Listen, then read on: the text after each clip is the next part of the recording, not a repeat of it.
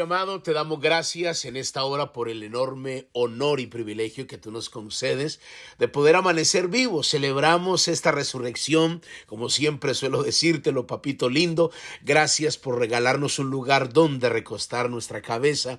Gracias por darnos la vida, por enviarnos un mensaje que nos dice que los planes que has establecido desde antes de la fundación del mundo siguen vigentes. Yo oro y clamo por cada persona que escucha estos devocionales, donde quiera que se encuentren, sean bendecidos ahora en el nombre de Jesús. Amén y amén. Gloria al Señor. Bendiciones para todos mis amados hermanos. Le damos la bienvenida a aquellos que ingresaron a los devocionales desde el corazón de Dios. Soy el pastor Fabio Castañeda, donde todos los días pues escucharás una palabra que yo estoy seguro que bendecirá mucho tu vida.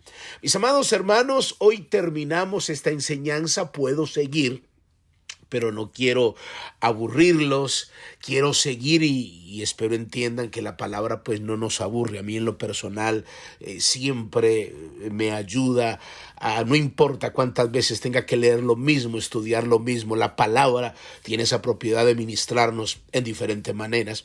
Pero hoy terminamos esta enseñanza que iniciamos, ya este es el 13 estudio, hicimos 13 estudios acerca de perseverando hasta el final. Yo no le digo estudios, sino mini estudios, porque en realidad no hay mucho tiempo, porque hay mucha tela que cortar, tanta enseñanza que Dios nos regala. Pero terminemos directamente, entremos a donde estuvimos leyendo la experiencia que el apóstol Pablo, lo que provocó la oración del apóstol Pablo. Recuerde que Dios nos viene hablando de aprender a permanecer aún en medio del dolor y de las adversidades. Y yo creo que Hechos capítulo 16, del versículo 16 al 34, obviamente no lo voy a leer todo. Todos estos versículos que leí ayer, pues enmarcan realmente qué fue lo que decidieron hacer Pablo cuando se está sangrando, cuando se está dolido, cuando las cosas no salen como queremos. Y esto es extraordinario aprenderlo. Aquí, escuche bien, literalmente ellos fueron golpeados, fueron encarcelados. Esto no es algo figurativo, es algo literal. Ellos sangraron, fueron 39 azotes menos uno, que era lo que se acostumbraba, y luego, aparte de que están sangrando injustamente, simplemente por predicar el evangelio, porque liberó a una mujer que estaba poseída por un espíritu de adivinación y le quitó la ganancia a todos los que habían. Entonces se hizo como un complot y como quiera los metieron a la cárcel, y ahí están ellos. O sea, los azotan, los golpean, los meten a la cárcel, los encadenan. Digamos, ¿qué se puede hacer en un momentos como esos? Hay quienes pueden decir, y así es que me paga Dios por predicar el evangelio. A ver, ¿de qué sirve estar en la vida cristiana con tanto sufrimiento, con tanta adversidad? ¿Y por qué Dios permitió esto? Y entonces hay muchos cuestionamientos que a veces nosotros no entendemos, pero cuando uno ya alcanza a entender la revelación de qué trata la vida cristiana, de que lo que enfrentemos nunca pone en duda la bondad de Dios. Hay mucha gente que tiene que reconciliarse con la bondad de Dios, porque aunque viven momentos duros les cuesta decir que Dios es bueno. Y por eso note que la pregunta que muchos hacen: entonces, si Dios es bueno, ¿por qué hay tantos niños aguantando hambre? Si Dios es bueno, ¿por qué me mataron a mi mamá? Si Dios es bueno, ¿por qué yo tuve este accidente? Si Dios es bueno, entonces es decir que lo que no sucede sirve para poner en duda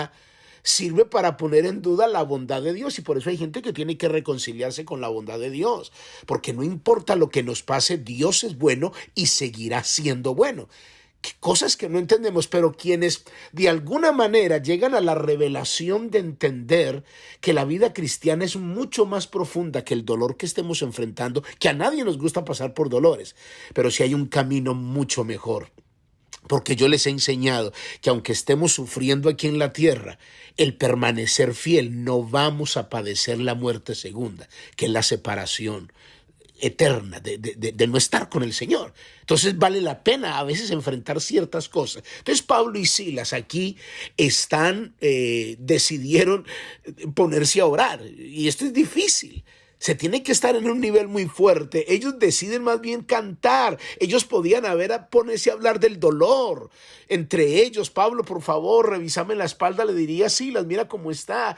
Y Silas le diría, uy, Pablo, mejor dicho, te pegaron muy fuerte porque te abrieron una zanja que tienes ahí y estás sangrando mucho, Pablo. Mira, te estás poniendo pálido. Mira, no, ellos pudieron haber hablado del dolor como a veces los seres humanos hablamos y lo arrullamos y decimos, es que usted no sabe lo que yo viví, y es que usted no, porque todos hemos pasado por muchos dolores, pero a veces engrandecemos más el dolor que el mismo Dios.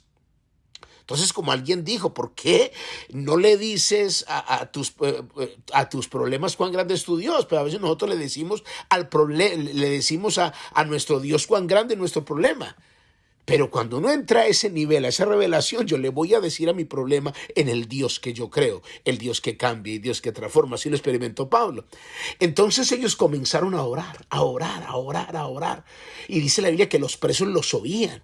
Los presos los oían, versículo 25, pero a medianoche, orando Pablo y Silas, cantaban himnos a Dios y los presos los oían. O sea, dice la Biblia, ¿quién decide ponerse a cantar si está sangrando? Aquí hay una revelación muy poderosa. La adoración en medio de tu dolor puede sacudir muchas cosas de tu vida, aunque no veas.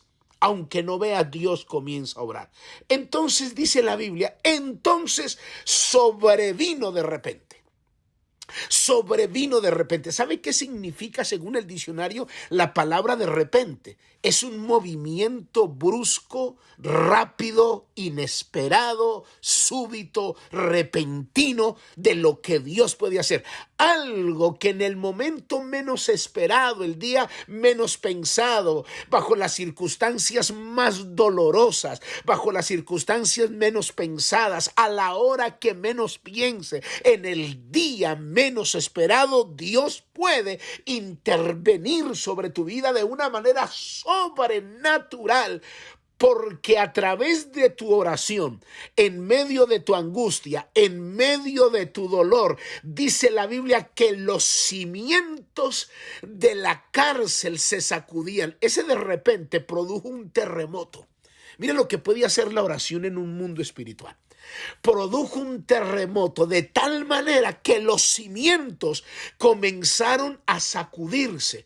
Es decir, que por muy escondido que hayan cosas arraigadas en lo profundo, así como se esconden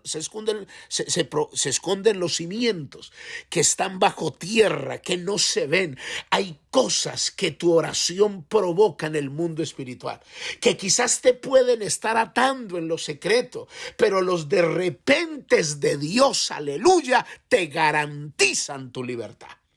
Los de repente de Dios te garantiza tu libertad, pero cuando tú comienzas a orar en medio de tu dolor, en medio de tu angustia, en medio de tu adversidad. Por eso te decía que hay aspectos de la presencia de Dios que solo se manifiestan en esos momentos de dolor.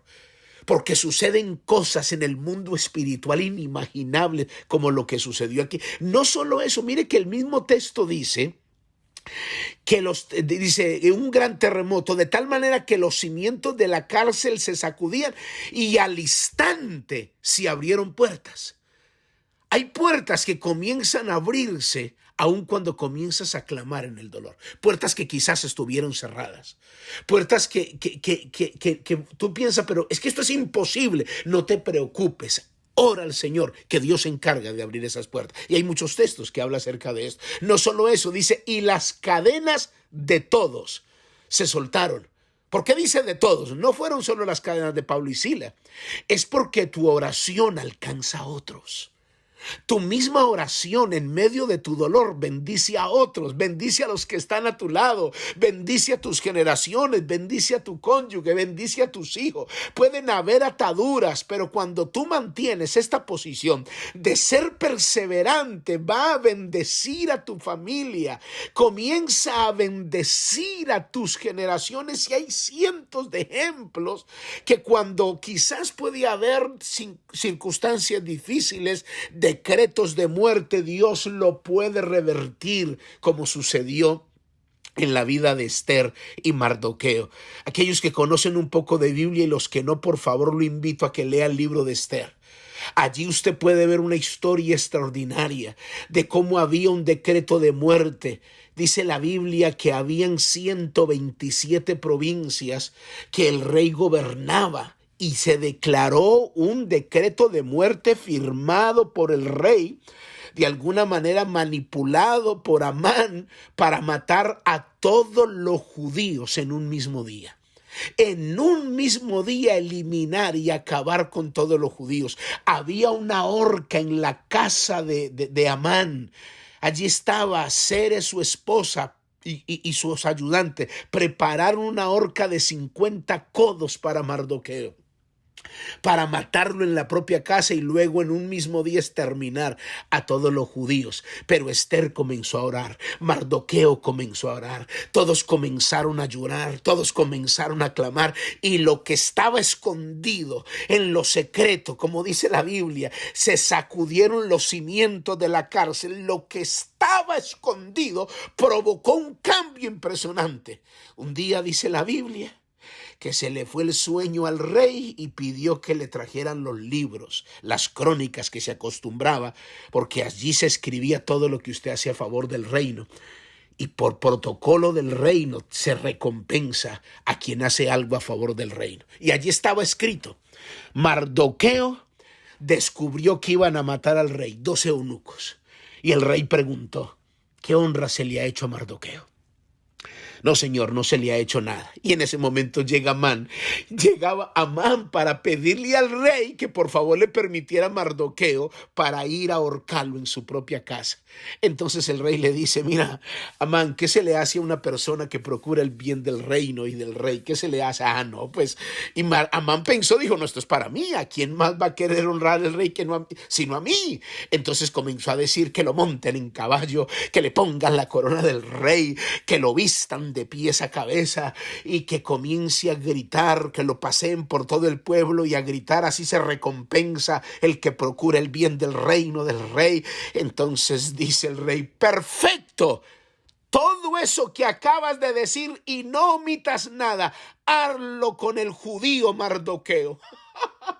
Mire lo que hizo la oración, mire lo que hizo de repente. Había un decreto de muerte. Y cuando el pueblo comenzó a orar en medio del dolor, en medio del decreto de muerte, mientras el enemigo te tiene una horca para acabar con tu vida, Jehová por otro lado te tiene caballo, te tiene vestido, te tiene anillo, te tiene honra por todo lo que haces a favor del reino. Dime si esto no es un privilegio, permanecer fiel hasta el final. Es necesario entender, mis amados hermanos, que vale la pena servir al Señor. Yo te invito a que permanezcas fiel. Eso fue lo que Jesús nos pidió. Mateo 24:13.